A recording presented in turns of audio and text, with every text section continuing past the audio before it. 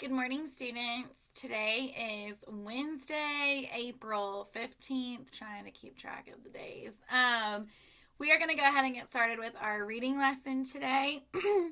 Today, to be successful, all the materials that you're going to need, you will need your lockbook today. And you will need to go ahead and open up your lockbook to page 385.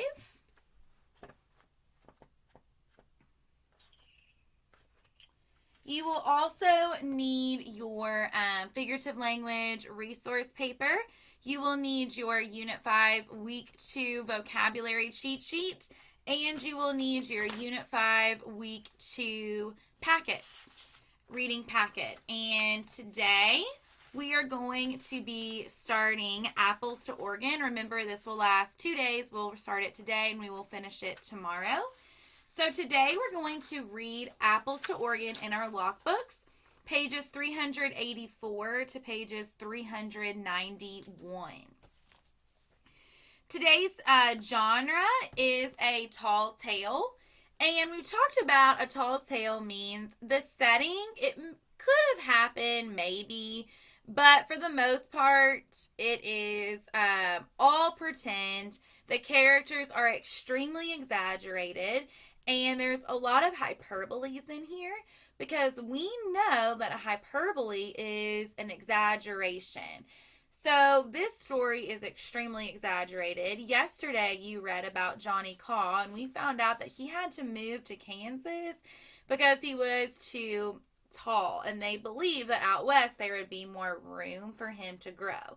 So they're also meant to be like pretty humorous and silly. That's a pretty silly thought that somebody had. So today we are reading pages 384 through pages 391. Now would be a good time to stop and pause the video. Either read the story out loud to yourself, read it out loud to somebody in your family, or you can actually log in online through your Google Drive and your Waffle, and you can listen to the story. So go ahead and pause the video now, and we will pick up on the questions in just a few minutes.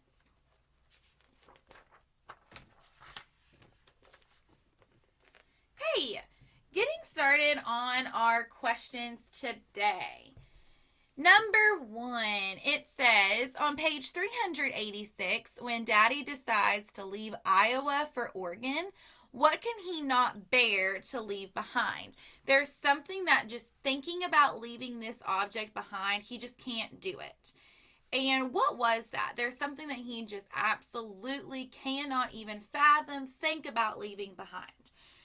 So in order to be successful, I know, you know, we all know together, we're going to go back into the text. So we're immediately going to go to page 386 because that's what it told you in the directions. And we are going to find what it is that Dad cannot even fathom to not have with him. What was that? You should be thinking it was his fruit trees. He absolutely did not want to leave behind his fruit trees. Number 2, what does pull up roots mean? Maybe you've heard somebody in your family say this, or you've just been out and about and you've heard somebody say this. Pulling up roots, think about a plant or a vegetable, something that's growing in the ground. When you pull it out, you're moving it, right? You just pull it out of the ground, so you're moving it. And you're either going to put the plant somewhere else, you're going to put the vegetable on a truck to be loaded to the grocery stores. So it means to move from one place to another. So people say, oh, we're pulling up our roots. That means that they might be moving from Kentucky to Florida or Kentucky to Texas. They are about to move from one place to another. So this family is pulling up roots. They are moving from one place to another. Number 3, what is the first problem? That is super important. I'm not asking you what is all the problems in the story. I'm asking you what is the first problem that the family has when they begin their journey. So there's a problem. They come across this river, And they're in a wagon. They're not in a boat. They're not in a canoe. So they come up to this river and they are trying to figure out how to do what? How to get across the river, right? They have all these materials in their wagon and they might not want to get wet or dirty themselves. So they're going to have to try to figure out how to get this wagon across the river. Number 4. When the other travelers see what is in the family's wagon, how do the travelers react? So when the other travelers see what's inside this family's wagon, how do they react? They are laughing. They're making fun of the family. They are not being very kind. So why do they do this? Look at number 5. Why do the travelers decide to make fun of the wagon full of trees? They are thinking, wow, those trees are not going to survive. You're pulling them all the way from here and taking them here, and I highly doubt those trees are going to survive. So they're laughing at it. Let's look at number 6.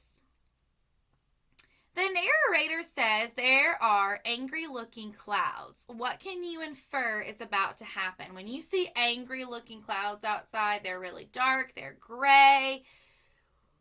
Maybe the wind's picking up and moving those clouds really fast. What do you know is about to happen? What do you already know about weather that shows when you see those angry-looking clouds, what is brewing? A storm, a big old storm. So here is your job today. You need to complete numbers 7, 8, and 9 independently, just like we did in class. Those I will be looking at, so please make sure that you are completing the rest of the page. If you have any questions, you can drop a comment on our Google Classroom.